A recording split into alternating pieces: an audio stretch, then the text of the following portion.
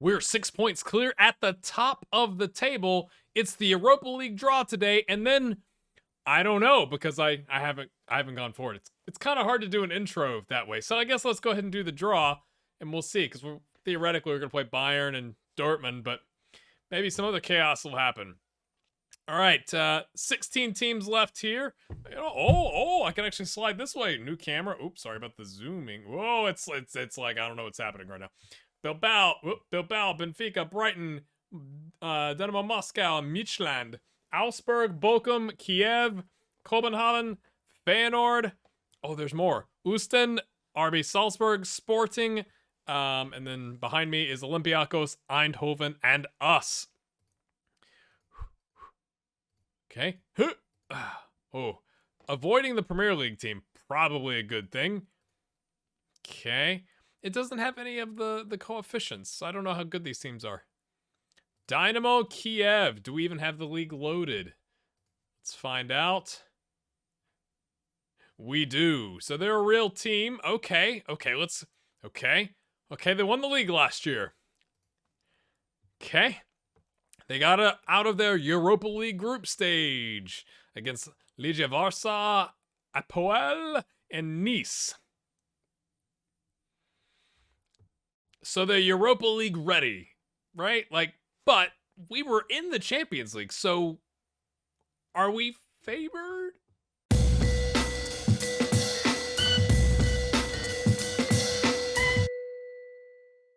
Let's catch up on the results, my friends. We drew with Freiburg 0-0. We beat Hoffenheim 2-1. Augsburg, a 4-1 domination.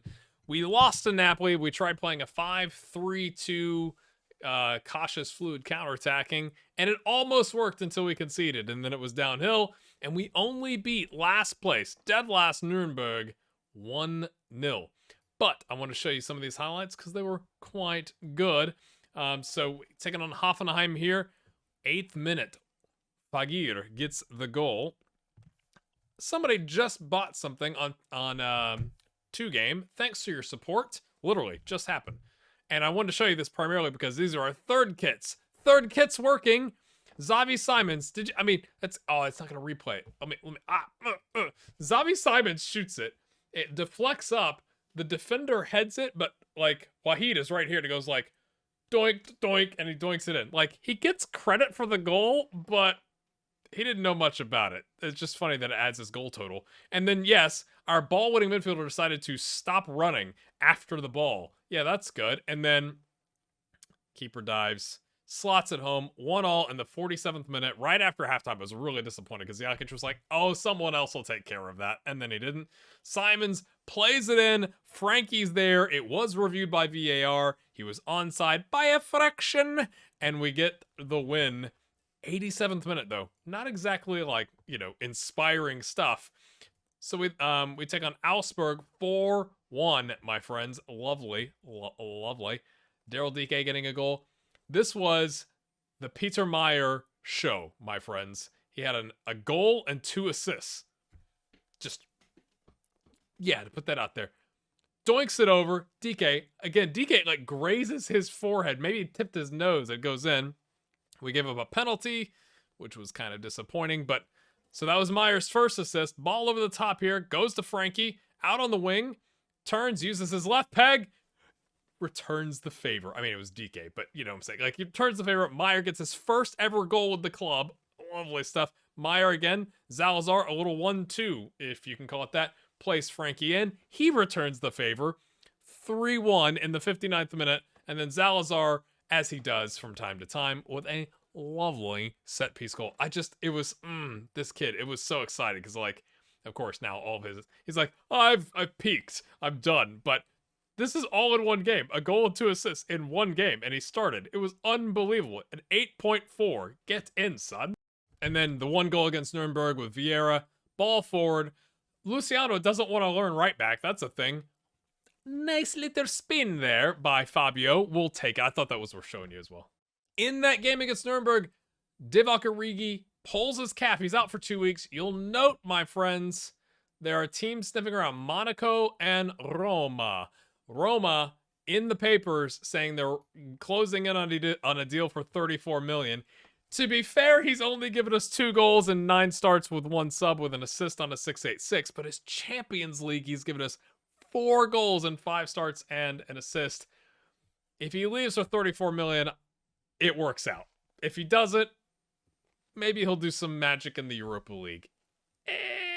Well, let's see. But ironic timing that Origi goes down literally the game that Balogun comes back. Like, I literally played Balogun for 60 minutes because that's what he was good for. Origi subbed on, and in 13 minutes had to be subbed off, and Peter Meyer had to come in. But Balogun is back, but way out of shape, out of form, not training very well. It's kind of ugly. I'm hoping, my friends, by the time I bring you back for Bayern, Munich, and Dortmund, that Marian Scarlat will be back. He's got 11 days to 3 weeks. Let's find out together. I think that's worth the like button. Not this guy. Not this guy. I just think, yeah. I think for 6 points, now, of course, we'll lose both these games, I'm sure. But, get in. All right, my friends, we're going to do some random updates here. I don't think we're actually going to get to Bayern and Dortmund today. I also, stupidly, left my camera on all night. So I'm sure I've melted something on the inside, which is not great. This is just really random.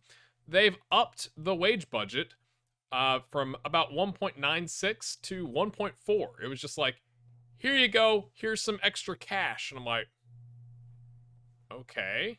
Yeah, there's the announcement. And they came to me. It wasn't like I asked for it. They were like, hey, you want an extra, whatever that is, a 130,000 a week, something like that. And then I was like, well, if you're in the giving mood, I'm going to ask for youth facilities, which they've agreed to, but they're not going to start them until the end of January, and it won't be done until June, and it's going to cost 2.3 million. The idea here was we have great youth facilities and excellent training facilities, so we're just trying to keep things up. Again, we're supposed to be a youth club, so you'd think they'd be like, yeah, let's do it. But there's the update as well. At some point, we've asked to upgrade the coaching and youth recruitment again because they'd fallen off. So it's a continual investment, if you will. There's a youth intake preview for you. Finally back to excellent. I mean, that is 5-star excellent.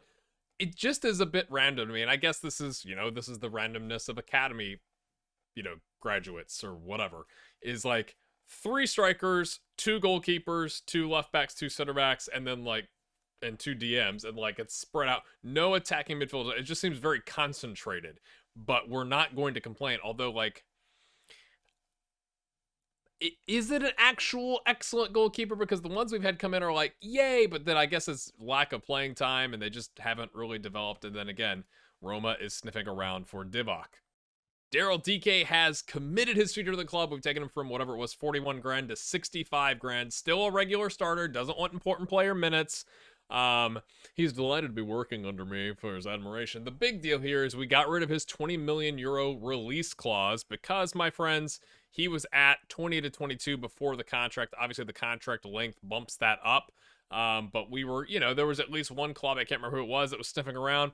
And I just didn't want to lose potentially Divock and Daryl at the same time, right? That would just be really not good. So we've locked him down. We could sell him in the future if we need to or want to, but it's going to be on our terms and not on the terms of somebody else. And this is one of those things that I'd recommend you do before you head into a transfer window. As you can see, this is December 29th, so I knew this was coming.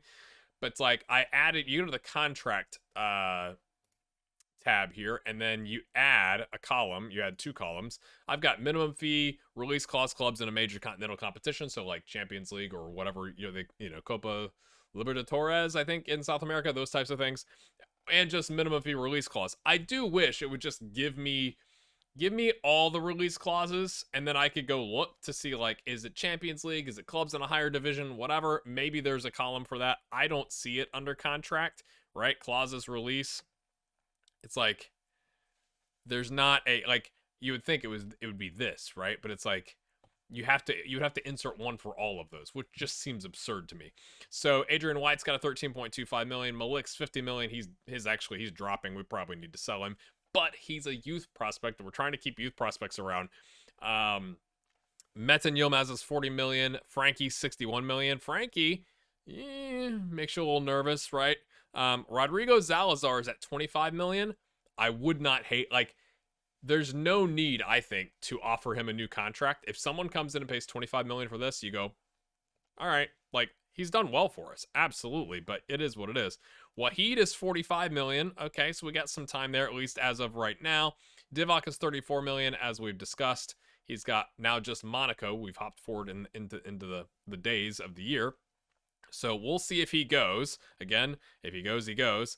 David Hanko has had Brighton has come around and offered like 4 million a bunch of different times, and I'm like, no, his is 20 million, is what it is. Gerardo, 54 million. I think in the summer we're going to be offering him a new contract. I think it's a little early. I don't think anybody's going to come around to be like, hey, you know, this guy who's literally played 11 games on a 6.92 with 5 assists is suddenly worth spending 54 million on. But it also kind of, you go like, well, we spent 10 million. If someone buys him in March for 54 million, you're just kind of go like, is what it is. Last but not least, Lewis Penman, 59 to 70 million.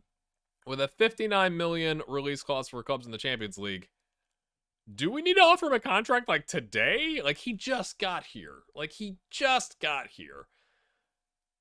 He's got 22 caps for Scotland as a 19-year-old. I'm gonna just hope that nothing happens in the transfer window and maybe like in April we offer him a new deal, but like that just seems a little aggressive, doesn't it? Out of the blue as well, the board have given us an extra, not an extra 9.5 million, but raised the transfer budget to 9.5. It was like 1 or 1.7. Like, I know one of the previous clips I showed you was like 700 grand, but like we're getting payments, right? So like it was around a million too. So they're just throwing an extra 9 million or an 8 million in there. Not sure why. I mean, I did get asked by, you know, somebody in the press, like, transfer window starting, and I said we'd like a right back. And here's my scenario with that. Let me show you the debts and loans first. It's back up to 155 million. When you go and spend all this money, it goes out in payments, right? So that increase, and we didn't sell anybody. So that's a thing. Eric Lanfer is going to leave for 1.5 grand, so there's news for you, I guess. We could, like, buy out some of these clauses as well, but I don't really feel like we need to. I don't have any targets. But going back to here, if we have Marian Scarlat, who is scheduled to return to training in 2 days, okay? Patrick is the only other option. Patrick's contract is up at the end of the season. And I've already tried. He wants important player minutes. He's currently a regular starter. And he's not worth it. He's 32, going to be 33 in April. He's not worth it. So I'm kind of stuck with Patrick, going like, well, do we sell him? But like there's a bunch of clubs that are going to offer him end of contract stuff. He's our vice captain. I'd love to keep him around as like a rotational player next season. I don't want to lose him in the spring, right? Like I thought, like in December, do we put him out, you know, for 3 million? Because we spent 11.5 on him. So I think it was 11.5, or was it 10.5? 11.5. Steel trap sometimes. He obviously, you know, you see right here under team leader, enjoys playing under us. Not surprised that the team is doing well under my management, but like, it just is one of those things where it's like, I can't justify giving him like a 3-year deal when he's going to be 33, taking him to 36, and his physicals are going to fall off. And really, he's not a right back. I'd like to find another right back. Can we find another right back? I'm not sure, my friends, but let me know what your thoughts are on Patrick and that whole scenario.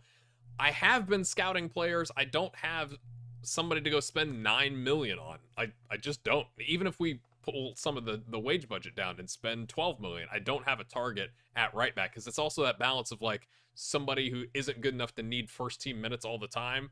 It's like, do we just recall Joe Scally? I don't know. Let me know your thoughts, my friends, and we'll see you next time.